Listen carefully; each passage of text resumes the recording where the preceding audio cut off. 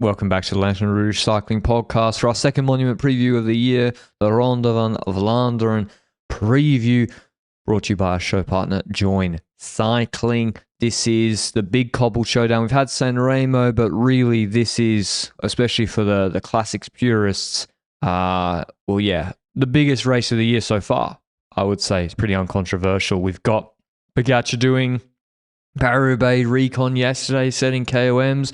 We've got Visma choking the 3v1, and we've got Mathieu van der Poel winning every race he turns his mind to, and now preparing for this after really dominating E3 on Friday.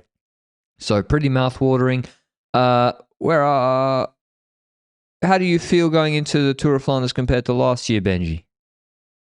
I feel like there's a difference though, because last year there was that ultimate favoritism for Mathieu van der Poel in the men's race, and to be honest, when I looked at that situation last year, I was like, okay, Van der Poel's winning unless some anticipation move goes early and finds a way to punch a hole through the strength as a team of Alpecin, making it hard for Mathieu van der Poel to come back later. Unless that happens, Mathieu van der Poel was most likely going to win that race. And this year, there's competition, buddy. We've got competition. There is. Van der Poel is there. Pogačar's there. They've been wonderful, both of them, this season. We'll talk later about who of the two we might prefer or see winning, depending on their qualities versus the Parcours offerings, stuff like that. And their teams perhaps around them, stuff like that. But there's much more of a level playing field at the top. There is a gap behind them, in my opinion. Then you've got the others, which I consider the anticipation outsiders. But do we go into the Parcours first? Because I need the Parcours to look at my outsiders and how they should react, etc. 270 kilometers. We've got it. It rotates the Tour of Flanders between a start in Antwerp, which is, I think, like a small colony of the Netherlands near the border there. What? And then they go to Bruges. We're real West Flanders. Go look at the fucking swans on the river. And they start in Bruges, 270 Ks. It's a flatter start with the possibility of crosswinds as they come through the east of Ghent. And then they do, it's pancake flat, but as I said, 2 years ago in 2023, when Van der Poel was caught behind in the crosswinds, that was in the Bruges start. That does not happen, generally speaking, in the Antwerp start. Yeah. And then you begin the hill zone. Oude Kwaremont, the first of three, then the Eichenberg, the Wolvenberg, Holleweg, Jagerij, Molenberg, Paardestraat, which is a flat cobble section, Berendries, Valkenburg, Berg, Ten Houten, New Kreuzberg, Hotond, Oude Kwaremont again, Paterberg combo, so they don't do the Paterberg, the first Kwaremont, and then they do the Koppenberg, the steepest climb and hardest climb of the race, where Van der Poel went solo last year with about 40 k's to go, Steenbink Dries, Tyenberg, Oude Kreuzberg, and then the Kwaremont Paterberg final combination, 15 k's from the finish. You just yapped through the entire parcours. I think we should divide it into phases, because obviously breakaway forms at the start, stuff like that. But when we look at the actual hills, I see phases in which some stuff could happen in this race, depending on the start list we have. Because we said this every year so far, I think, Patrick, that first of all, first Oude Kwaremont, appetizer. Nothing really happens here. Maybe one dude has a puncture. Maybe one rider from the breakaway is like, my level's not very high, so I'm dropping here. That kind of story. Aiming to Hent type operators, anticipate there. Anticipate that.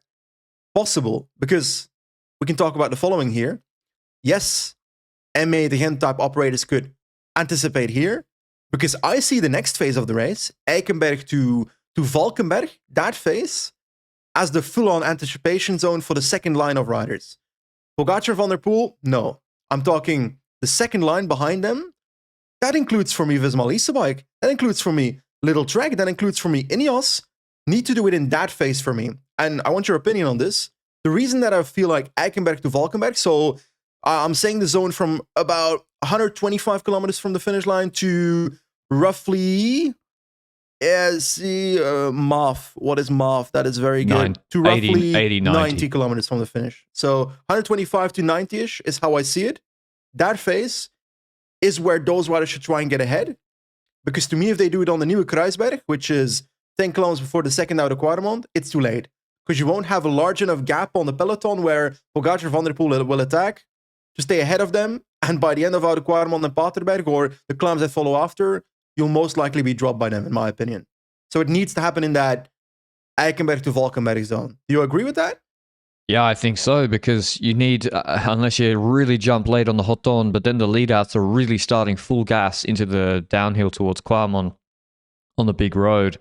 And we've seen them do it before. Pedersen did it. He jumped on Wolvenberg at 110 k's to go in 2023, got a 3-minute gap. I don't think he's going to be allowed that luxury after his classic season so far. Pedersen's in his best ever shape, it looks like, winning at Gent-Wevelgem in dominant fashion. I really don't see that teams will let him take 3 minutes for free again. But yeah, that is the first indeed zone. And then the second zone is the second time Kwaremond, and it could go one or two ways there, really. Pogačar, Van der Poel drop a bomb. It explodes the race. They ride away, and then they battle it out, and then one of them drops the other on the last Kwaremond, or they go to a sprint, or someone else survives. But what I really don't know, Benji, is the mindset of who's going to relay if they do follow them. Like Pedersen, the Visma colossal fuck up yesterday. Yeah, overshadows many other very strange things going on in the race. Pedersen-Stuyven. Pedersen-Stuyven. So Pedersen's won Gent-Wevelgem. He's destroyed everyone. Ridden solo. Yeah. I think he was the strongest guy in the race yesterday, more or less. At least equal. Visma outplayed him tactically in the crosswinds. Stuyven is in that group the entire time. Never takes a pull. On the flip side, in E3, Pedersen gets to a group with Van der Poel. Stuyven's 10 seconds behind, and they can have a numerical advantage, and Pedersen pulls more than Van der Poel to rip the gap open in E3. Yeah. So, question though. I don't know what they're going to do. Question though. We're saying that because we believe that Little Trek should go all out for Pedersen. But at the end of the day, if you're in that anticipation zone that we're talking about with Little Trek, you're going to have to roll attacks with both to try and get ahead, So it's more what happens if you have both of them in a group together. Then Stuyven needs to fold into a domestique role. But I don't think you'll have the luxury to make the decision whether it's Pedersen or Stuyven that gets into the decisive second Oude Kwaremond move in that anticipation zone. So it's kind of like it's a valid argument, and it's valid to point it out, but it might not actually become relevant if, for example, Stuyven ends up being in a group. They have to go for that group with Stuyven, because it's not like Pedersen is in the game then, That makes sense? Yeah. If Stuyven gets in a group with Tish Benoit, Dries de Bont, Josh Tarling, Nielsen Powers, even, you have to live with it. You have to take it. Anyway, we're already getting into tactics, but yeah, those are basically the zones you see, Benji? Yes. Yeah. Okay. The betting favourites, Pogačar the short favourite, $1.60. Van der Poel also the second favourite, very short odds. The odds reflect that this is a 2-horse race. Van der Poel $2.75. Pedersen third favourite at $11. Van Aert fourth favourite $15. Jorgensen $34. Ganna $41. Koom $51. Powers $51. Van Eetveld $81. Ooh. I mean, fuck, he's going to touch a bit of 25k an hour crosswind from Bruges and be in the car, I dare say. Benoit $81. I like Van Eetveld. He's a class rider. Benoit $81. Narvaez $101. Turns $101. Pithi $126. Sheffield $126. Stuyven $126. Vellens $151. Schoens $200. Binny $200. So that's the top 15. And the 15th and 14th are like 200 to 1. So that really goes to show how much the top two have cornered this market. You agree with the odds, Benji?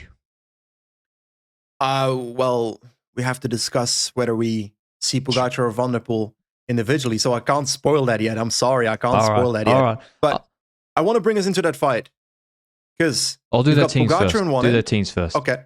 Yeah, that's what I'm about to do with Pogačar at UAE. We've got around him Mikkel Bjerg, Jonathan Narvaez, Florian Vermeersch, Niels Poet, who crashed hard at Ronde van Vlaanderen, Morgado, and Wellens. This is the only confirmed team on the start list, I'm pretty sure, at the moment. But it's not even the right Thursday. one. Yeah, because Pollard might be out, right? Pollard, he crashed hard yesterday over the bars. I don't know if he broke his collarbone or not. I don't think he did because it wasn't released. Narvaez looked rat shit.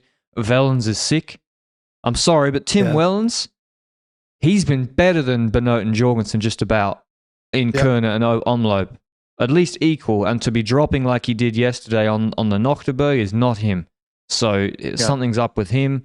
Bjerg looked very sharp and Vermeersch is okay. He did a good Quarmont in E3 apparently. So yeah, what do you think? I mean, it is the best Classics team they can put out, Benji, and it's still a very good team. Exactly. There's question marks like you mentioned with that team, but it's like I see the UAE and Alpecin team a bit in tandem in this race, and I'll get into that in a second. Alpecin has Van der Poel. Preliminary start list next to him is Delier, Groves, Meurice, Ricard, and Vermeersch. That's 6 riders. They won't show up with 6 riders, so I expect something to be added and maybe changed from that start list. Johnny Vermeersch is going to be important, I think, in my opinion, in that anticipation zone, because the strategy of Alpecin in my head is, I'm Alpecin, I've got Mathieu van der Poel. The further we can get Mathieu van der Poel into the race, without the race going out of our control, without the group going up the road that is dangerous, stuff like that, the further we can make that happen, the more it's in control for Mathieu van der Poel to correct that problem. So if that happens on second out of Quarmont, that Van der Poel still has the breakaway dangerous group in reach, perfect case for Alpecin. So that's how I see the team around Alpecin. It's importance. That's what they need to do. And that's a difference from last year. Last year, they also had to do the same, by the way. But the difference is that this year, Mathieu van der Poel and Pogacar are both favorites for this race. And last year was like Van der Poel by like a long way on the others. So that adds to me that I would see it being both Alpecin and UAE that might look into try and control the phase of that middle phase of the race. And if that is the case, it might make it harder for anticipation moves in that anticipation hill zone between the Eikenberg and the Valkenberg. But question to you about that: if, let's say, Tarling attacks on the Wolvenberg, whatever, just inventing shit, or on the Steenbeekdries before the Molenberg, we see Tarling going up the road, Paulus following towards the Vlaanderen scenario. We see Jorgensen going with that. Alpecin's reaction in the past has been one of two. Either they try and close it down, or they try and send a rider like Johnny Vermeersch with that, which is a dangerous thing to do, because that's kind of a bit of a representation fallacy, I believe, because he's the weaker one of the three, based on what I would expect. But UAE, Vermeersch has been pretty solid in the classics, I'd say, in terms of level. He missed out at 83 completely, but his level seems okay at the classics. So is there a world in which UAE reacts to those moments that instead of controlling, they send someone with that group? Definitely. UAE never control. They don't want to control and be in a position where they have to use Pogacar's lead out in a defensive way. 2023 Tour of Flanders. What happened when Pedersen started jumping? UAE put Trentin in the group. So they flip the script. They say, let's put a rider in the group. Then when Poggi drops the bomb, he has a satellite rider. And we don't have to pull. That's what they want to do. Now, to do that, you got to have Narvaez, Wellens, and Vermeersch and Pollitt in good shape, in position, able to jump with those moves. Probably they will be, but they got the numbers to do that. Whereas they can, if one of those guys is a bit off or out of position, Mikkel Bjerg's there, Morgado's there. They literally have 6 other guys that they will be happy to put in that group. Alpecin, like you said, Benji, they did it with, I dare say, Van den Bosch will be their 7th rider based on his races last 2 days. True. You can't put Jonas Ricard in there. You can't put Sylvain Dillier in there. He's probably going to pull earlier. If I was Alpecin, honestly, I'd do nothing.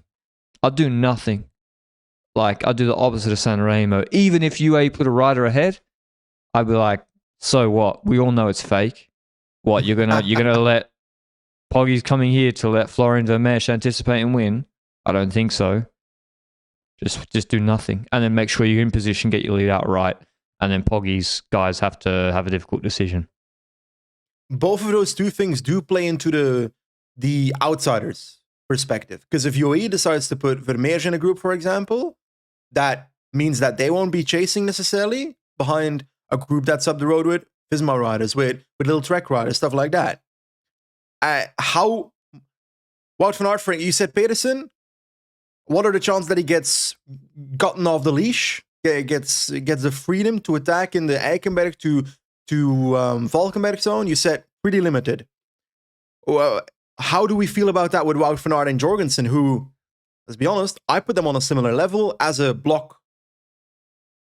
I think you gotta risk it. Like, what if UAE put Narvaez in the group with you, and then Albertson, let's be honest, Benji, it's not that good a team. Like, yeah. It's really not. Like, Søren Kragh Andersen's not there. Gianni Vermeer's a great rider, but it's not that good a team. If Van der Poel would he'd switch his team with UAE's team. That's for sure. Yeah. UAE represented. Yeah, Trek represented. I don't know. You may as well try it. The risk is, Benji, if you jump all through that phase, Pog and Van der Poel do nothing, you make it much more likely that if you don't get away, get a gap of a minute, that when the time comes for Pog to drop the hammer, you're already cooked. Yes, but in my opinion, if you arrive at the second outer Quaremont with Van der Poel and Pogacar, you've lost the race already. Yes, probably. So I think you should risk it all before. And because if you don't, then it's too late. Then it's going to be a 2-horse race between the two, and you need to be ahead before that. And I count that for every single rider outside of Alpecin anyway. Every single one.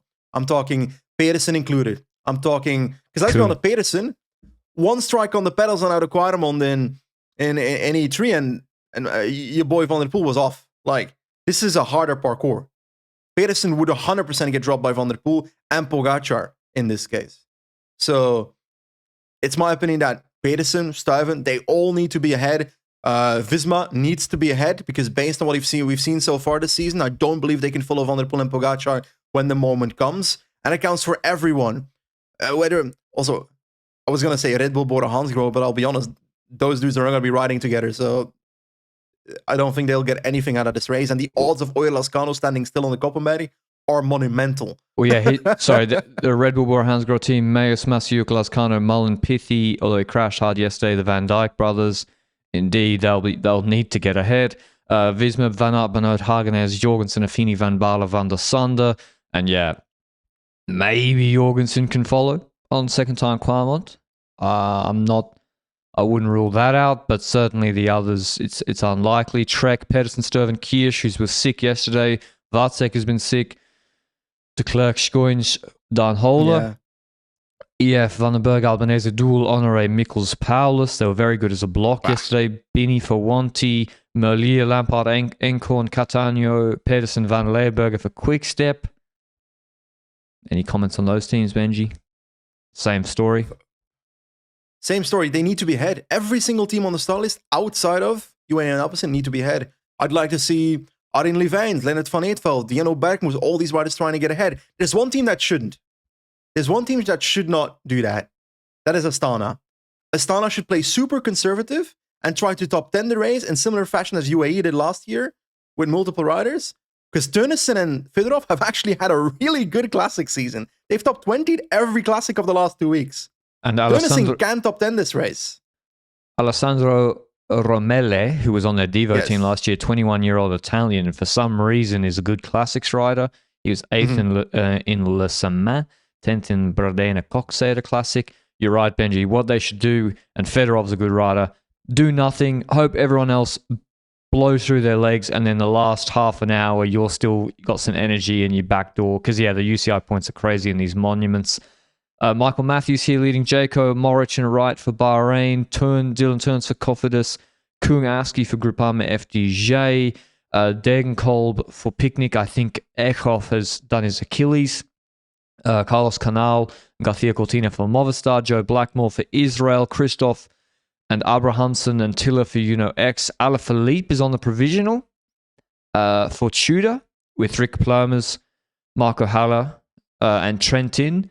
And so we still don't talk about Tudor probably enough, but Tudor are like a relevant team in these races. Trentin followed the Jorgensen Vellens group in E3. So they'll be hoping for a top 5 from Trentin, I think. We've spoken about a lot now, about this entire star list, and I fully agree with your takes on the likes of Trentin, stuff like that. Maybe that's also a team that should also play it relatively conservatively, actually. They should not try to win the race, Tudor Pro Cycling, in my opinion. They should try to get as many UCI points as possible and do it in an Astana way, perhaps. And I do want to bring it back to the start of our conversation here. We had UAE and Alpecin. We've spoken about their teams, their strategies as a team. We haven't spoken about Pogacar versus Mathieu van der Poel. We look at those two riders. Tadej Pogacar looked fantastic throughout this year already. Got third at Milano-San Remo, but he was the reason the race was as good as it was. On Strade Bianche, didn't necessarily drop Pidcock on Monte Santiamari, but throughout the rest of the race, really impressive. Crashed, got up, got back to Pidcock, dropped him. UAE Tour, won that, but then again, that's kind of a training race. Mathieu van der Poel, on the other side, won Milano-San Remo, super impressively held on both the Cipressa and the Poggio. E3 shows up, destroys the field. Pogacar's not there, though. I look at these two riders, and at the start of the year, I would have said Pogacar wins Tour of Flanders easy. I won't lie. The recency bias of the last 2 weeks has gone into my head a little bit and said, well, maybe there's a chance Van der Poel holds on, which I didn't have at the start of the year. Do you think it's recency bias, or do you think it's a reality that could play out? Nah, Van der Poel in E3 was very impressive. Claremont time was good when he dropped them. 3 mins. Yep. San Remo. Relative to? Oh, Poggy did more or less the same, but that was in Flanders. And San Remo as well. It's not just that Van der Poel followed. He also dropped a nuke on Poggy at the end of the Poggio. We all saw the video footage on social media when Pogacar attacked. Van der Poel didn't even care the third time and went and took a bid on and responded in the saddle because he's like, what's this guy going to do to me? So that sort of thing is, yeah, you can't erase that image out of your mind. But 6-hour hard race, 7-hour hard race. UAE team is way stronger on paper. And then when I just look at that second bullet that Poggy fired on Pidcock in Strada, like Pogacar should not drop everyone on second time Claremont. I even think, Benji, I disagree that Pogacar will drop, say, Pedersen and Jorgensen and Van Aert on second time Claremont, because he didn't drop Pidcock on a harder climb in Strada. Mm-hmm. It's not his first bullet. It's that he'll do literally the same thing on the Koppenberg, on the Kruisberg, on the last Claremont, on the last bar. He'll just do it again and again. Yeah. And he'll just, it won't even look like an attack. It'll be like seated, and the others just won't be able to follow the pace. So, it's true. But what brings us to the conclusion then that inherently the parcours, because that's what we are kind of saying, right? That inherently the parcours of RV fits Pogacar more than Van der Poel, is what we're saying. Is it because of the altitude meters, which we've already kind of said in, I think, the E3 preview, or something, that it's actually not that much different from E3 altitude meters? So is it the way the climbs are following each other up? Is it the length of the climbs? Is it, how am I viewing this?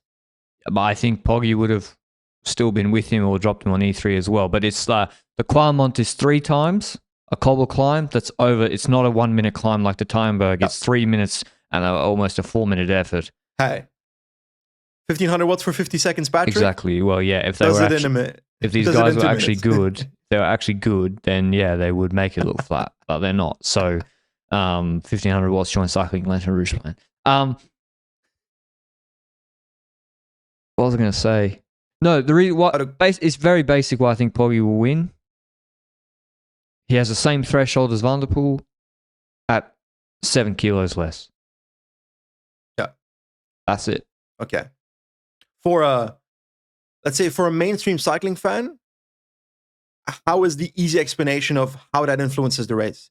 Because sure, threshold same at 7 kilos less, but how does that play out? Is that because of the consecutive climbs, or is that because of the length of the outer Quaremont, or?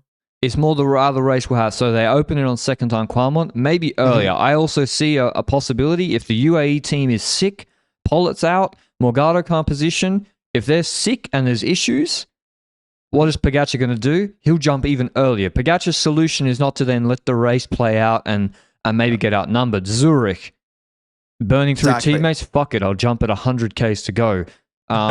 That's what he'll do when the teammates are not there. He'll just jump. And the reason I say threshold is because, say you go second time Qualmont, you got an hour and 15 minutes to the finish. He's then with a group of, say, 3 guys max. They're then just going to roll. You're basically rolling through and you're at threshold more or less for the next half an hour, 40 minutes after you just dropped a huge bomb. He recovers from the effort better than Van der Poel. And then, you just can go again. So, but maybe Van der Poel's improved. Maybe that's what we've seen this year. I don't know. And that's the interesting part, because we are thinking, okay, last year Van der Poel won easily, whatever. But then we look at 2023. How valid is the data from 2023, knowing that Pogacar has gotten a lot better since then? And I'm guessing Van der Poel as well has gotten a lot better since then based on what we've seen in races. So is the race situation that year super valid to this year? I believe that Pogacar got better at out of Quadramont lengths efforts over the last years, actually. I actually think he's gotten worse on these shorter climbs. Does that make sense? Okay. Yeah, I can see that. What we do know for sure is Poggy is not going to a sprint with Van der Poel. Cannot go to a sprint with Van der Poel. So he has to. So in theory, with that being said, he has to be the aggressor. Van der Poel doesn't really have to do anything. I agree with you. And I think we've had this discussion yesterday on the Ronde van Vlaanderen podcast. You brought this up that, let's say, hypothetically, there's riders ahead and these guys get to them and we've got a 3-up sprint. Let's say it's a Van Aert, hypothetically, or a Pedersen, hypothetically. At the end of the day, these riders don't have the luxury to choose whether they go to a sprint with Van der Poel or Pogacar or not. At the end of the day, they should be happy they're fighting for the podium at that point. I mean, if Visma have the situation where Van Aert is with, or even Jorgensen sprinting for the win at the end of Flanders, that's a better outcome than the last 3 or 4 years. Like, you take it. Pedersen, fuck it, Trek will take it because he could just about win. Should win almost. Like Pedersen's sprint, he can always sprint for 20 seconds hard. It depends. We've said this a few times on the starting speed of the sprint at the end of RVV. Because who of the, hypothetically, Pogacar, Van der Poel, and Pedersen go through the line together. Pedersen himself would have to speed up towards the sprint, then launch a sprint early as well, because Pogacar and Van der Poel aren't going to do it. Pogacar lead it out. But not at a high speed. Probably not, but he'd lead it out because he can't win the sprint. And if there's pressure from behind, he'll have to ride. So that's what he did in E3 2023. But to be honest, I don't believe this will happen. I expect... Me either, yeah, it's not. I just do not see a situation where that happens. Like, Pogacar's going to make it all-out war. His team's really strong to make it all-out war. And, yeah, people say, oh, there's a headwind to the finish. Luke said it before recording, there's a headwind to the finish. So what? What? So, like in Gent-Wevelgem, Wanty can line up 4 domestiques to pace for Binny behind Van der Poel. No, everyone's one-on-one-on-one. In E3, Pedersen didn't wait 8 seconds for Ganna. So everyone's just 1v1, and then it's just whoever's more aerodynamic riding on the flat on the road bike. I think that's a Pogacar, so yeah. I'll have final picks, final podium picks, starting from third place. Ooh. Before you say third, the interesting dynamic is that in a race like RV, you've often got a small group sprint for third, or a rider that gets away in the last kilometer from that small group sprint. But anyway, go back to you. Third place, I'm going Nielsen Powers. Ooh. Second place, Mathieu Van der Poel. First place, Tadej Pogacar. Okay. At the end of the day, I think there's a lot of people watching or listening to this podcast that will say Mathieu Van der Poel will win RVV. And I'd like to be the balance in this podcast and say, okay, Van der Poel is going to win RVV. But I don't have that full belief. I think the odds are slightly in Pogacar's favor. I don't think it's a major difference. I'm talking, I feel 65-35 maybe, 60-40 between the two right now. Because of recency bias, I'm leaning to, there's a chance that Mathieu van der Poel might survive. But I still believe Pogacar will drop Mathieu van der Poel on I'd like to think on an Oude Quaremont, because that's the climb that fits him, but it might also be a consequence of the Oude Quaremont existing that it happens on another climb that follows after. But it's going to be a great race, that's for sure. My podium is... Ooh, I like this. In the last kilometer, Stefan Kung attacks away from a chasing group and finishes third. Nice. Second, Mathieu van der Poel. First, Tadej Pogacar. I'm sorry, people, but I have to agree that I think Pogacar will win. And we could be wrong on this, because I'd love... The only thing I want is a good race, you know? Yeah. I don't care who wins. And I think, Benji, you're right that there's going to be like a Trentin, Kung, Paulus, Jorgensen battle, Sturven for third. That's normally what has happened in previous years, and someone slips away, whoever gambles the most and is freshest at the end. So that's our preview of the men's Tour of Flanders. The women's Tour of Flanders, I personally think there is another very big favourite, but I'll do the route first from Oudenaarde to Oudenaarde. So they start, it's a shorter race, 170k, so they don't do the long run in from Bruges. There's a 60k's of flat where they do the Doorn, which is a flat cobble section, and then they start with the I don't know, never heard of this climb, Edlaarberg, and then they do the Wolvenberg, Holleweg, Jagerij combination, Molenberg, and then the whole final is the same, including, except they only do, am I correct, Benji? They only do one time Oude Quaremont Paardenberg combo at the end? You're right. That is correct. So it is different. They jump from Eikenberg to Koppenberg, Steenberg, Taaienberg. So the same, basically, the final is the same after the second Oude Quaremont of the men's race. From that point onwards, you've got the same in the women's race. But before that, it's kind of very different. Even the anticipation zone is different. Like you said, start with Edlaarberg, finishes with Eikenberg, which on the men's race is the first one of that zone. So it's still let's be honest, it's going to be a selective parcours regardless. The Koppenberg is hot take, controversial question. It's so Has hard. Koppenberg been a good or a bad thing for women's Tour of Flanders? Yeah, because you're right, and because if I'm Elisa Longo-Borghini, I just say, team, just get me to Koppenberg, I'll do the rest.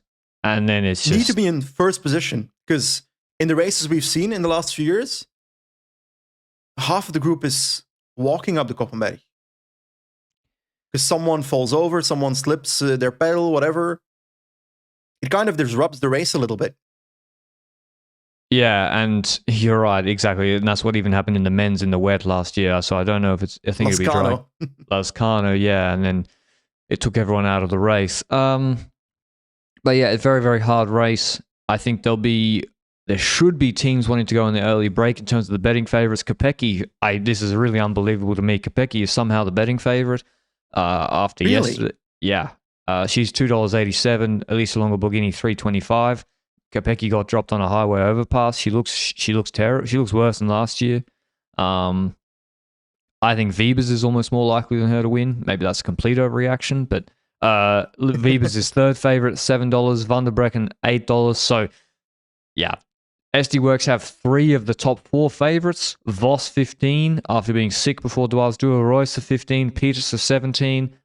Niviadoma, 26. Bredevold, 34. Another SD worker, Nomi Ruch, who's been a breakout this year, 34.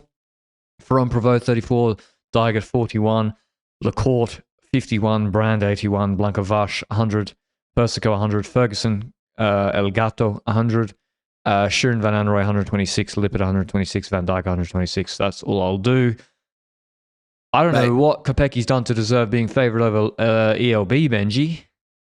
Yeah, I agree. In Milan Sanremo, she was very useful for the team of SD Works, but she wasn't super impressive on the Poggio or after the Poggio either. She had to come back from a second group to pull Wiebes to Longo-Borghini there. Longo-Borghini has been impressive throughout this classic season. Has been attacking left and right. Was super impressive in Trofeo Binda already. Couldn't make the separation.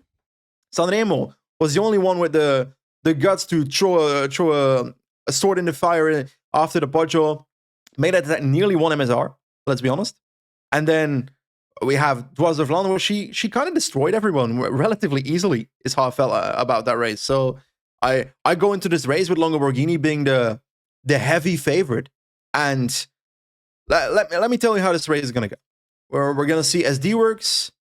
They're going to see throughout the race, where we're talking from halfway the race up until before the Koppenberg, we're going to see riders trying to anticipate. SD Works will put Gerritsen, riders like that, Bredewald, into that group. We will see UAE being pushed into a position where they will struggle. Vladarchik will have to caddy quite a bit in that zone. Because, let's be honest, Longoborghini's team around her is actually weak, no? Yeah, it's not that good. Like, you need backs. Maybe that's why Kopecki's still favorite Benji, because you have 5, including Bredevold, or 4, SD Workers in the top 8, 10 favorites plus Vash, and they should play numbers. I don't know if they will though. Can they after the Koppenberg? No. If I'm Visma with PFP, Trek with Anna Henderson, Van Dyke, Movistar Reusser, Picnic Pfeiffer Georgie, Ruby Roseman, Gannon, Liverlula, Jaco, Christina Schweinberger, Phoenix de Koenig, Lacourt on Age Insurance. I want to be ahead before the Koppenberg because in my mind, ELB right now is POG level relative to the others. And if you wait for Koppenberg, ELB could just decide this race. Look at the gap she took out yesterday. So I would the difference is that this UAE women's team is not strong at all, apart from Persico. And you've got the added factor that SD Works will have, whether it's representation fallacy or actual representation, someone in the group with you if you attack, if you anticipate. They like to jump, yeah. They did it yesterday. It's all going to be, it's all going to be on UAE to chase behind. Now, we've seen in the last couple of weeks in women's cycling that a lot of teams are very eager to ride when they shouldn't. As a downside of anticipation strategy. So, for example, if Little Trek misses that move, which they shouldn't with their team, but let's say they miss it, they're going to be riding together with UAE and you know it. Stuff like that. Even though UAE has the heavy favorite. And they should be, you should always, there's a Belgian saying, I think, might be an international saying because I always Belgify things that are not Belgian. You got to eat someone else's plate before you eat your own. You have to. You have to work them over. I mean, I think you're right about what SD Works is going to do, Benji. I've now changed my mind. I've decided. I've decided who's winning. Yeah, I know who's winning now. She was bad yesterday, though. That doesn't help me. I have no clue who you're pointing at as well. I was going to say Blanca Vash. I was going to say Blanca Vash. Really? From a league group, but she just was too far off the pace yesterday. Yeah. I think she'd be dropped by the end in a fan group. Yeah. I find value in riders like Royster, stuff like that. But she can't finish it if someone finishes with her, you know? Yeah. I think this is the same story. I really do. I think you gotta get ahead of ELB, and that should dictate the race. I don't know if teams will do that. I think it's more open. Is there anyone we're missing? Is there any real dark horse, Benji? Look, Pietersen, we need to talk about after yesterday. Yeah, Pietersen, but I don't see her winning. She's got a little bit of that Pedersen mindset in her. Schweinberger anticipation? That's what they should do. I'm going through the start list as we speak. The thing with Vos as well, she's been good this year. Yeah, but if you're sick on Wednesday... I don't know why she didn't... Yeah. Was she sick or was it... Yeah. Okay, well, being sick on Wednesday before the Tour of Flanders, not exactly the greatest timing when it comes to sickness, unfortunately. So that downplays that a little bit for me. I did actually think Nivia Domo was pretty damn good on couple sectors. at And Dwars. this I is was better for impressed by her. that. And why is this race better for her than, say, Dwars Door? Because there's uphill climbs. There's a lot of steep uphill climbs, and she's a 50, 54 kilo puncher. I prefer downhill climbs. Yeah, Benji just doesn't relapse to the Maria Borastrat.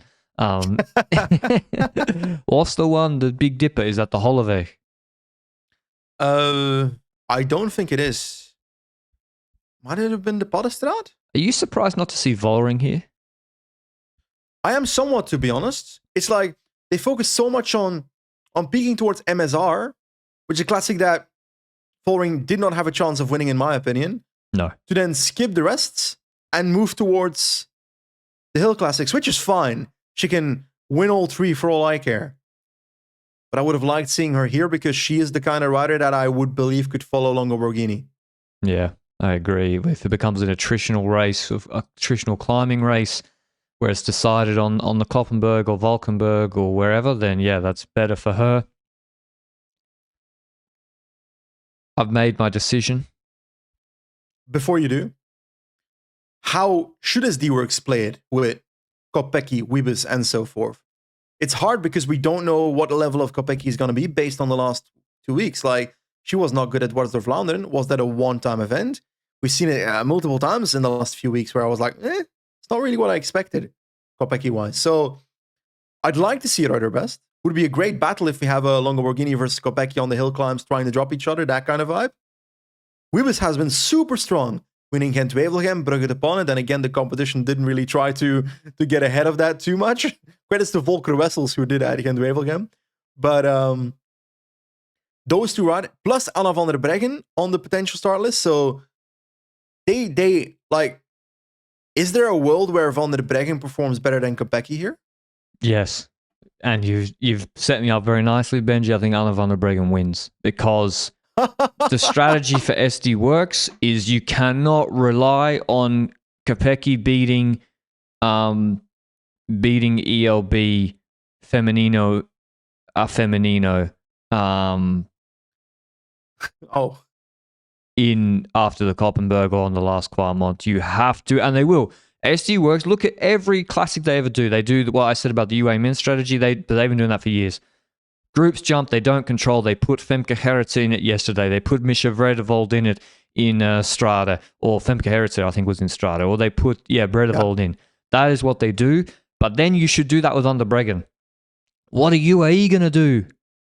What are they going to do? If Van der Breggen and then Pauline Ferrand-Prévot goes in, like she did in Strada Bianca, and then Naomi Rugg or whoever. So I would, jump with Van der Breggen because you cannot rely on Kopecky right now. And I think Van der Breggen, when she actually, when she opens the taps, like she is still maybe one of the best riders uphill. She showed that in Valencia. Before I continue, are we underrating Puk Pieterse and her ability to potentially follow Longo Borghini on the Koppenberg? Isn't that a Koppenberg cross? Sorry, she's trained it. Yeah, I mean, it's probably better for her that it's harder uphill. She's also got a better sprint, I would reckon, than Longo Borghini. I worry about Peter's race sense. I'll be honest. Yeah. I'm physically, I'm not concerned. By the way, you said Anna van der Breggen winning. Did you already give a second and first spot? No, I didn't. Second is Wiebes. Third is Naomi Rugg. I like that. I'm going for Borghini, Van der Breggen, Wiebens. Yeah, actually, how do I not put ELB on the podium when I said she's the strongest rider? That doesn't make any sense. I'm changing it. No, Van der Breggen, Van der Breggen, ELB, both solo, and then Rugg, third, winning the punch sprint.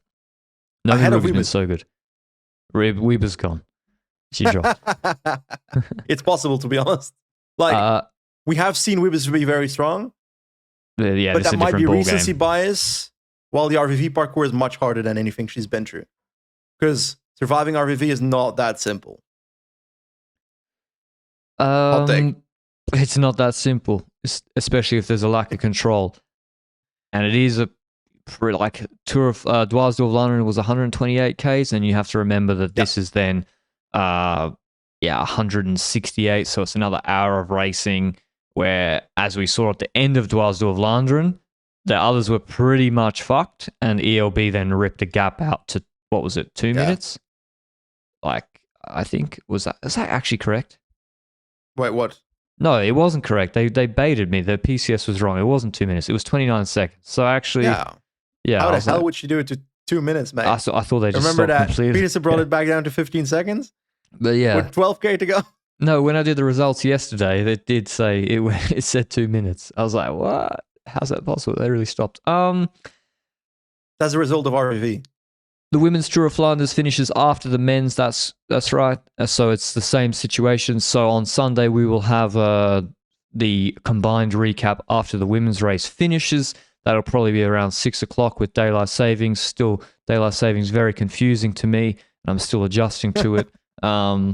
Mate, I swear, the other day we had a podcast the other day where we're yapping for an hour. Patrick ends the podcast, looks outside, and sees the sun at like 6 p.m. I was like, did the time change today?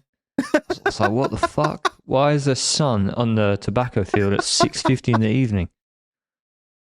I can imagine though, as an Australian, because like Australia, is that one time zone or does it have multiple time zones? Queensland, we don't do that work nonsense. We don't do daylight savings. The sun in summer, I dead set, Benji. There is light at 4:15 in the morning. 4:15 in the morning, and then the sun sets at like 6:50 at night. Yeah, it's ridiculous in the middle of summer. So, of course, there should be 2 hours of daylight saving. Sydney, New South Wales has it. What do you mean? Sunsets. Sorry, my English vocabulary. Sun setting, is that going down or up? Down. So, are you complaining that it's early 6:50?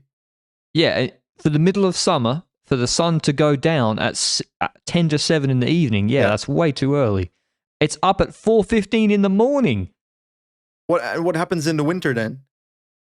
Oh, pretty much. Yeah, it's like up at 6 and then still down at like 6. It's the tropics. It's the tropics. It's like we're near the equator, Benji.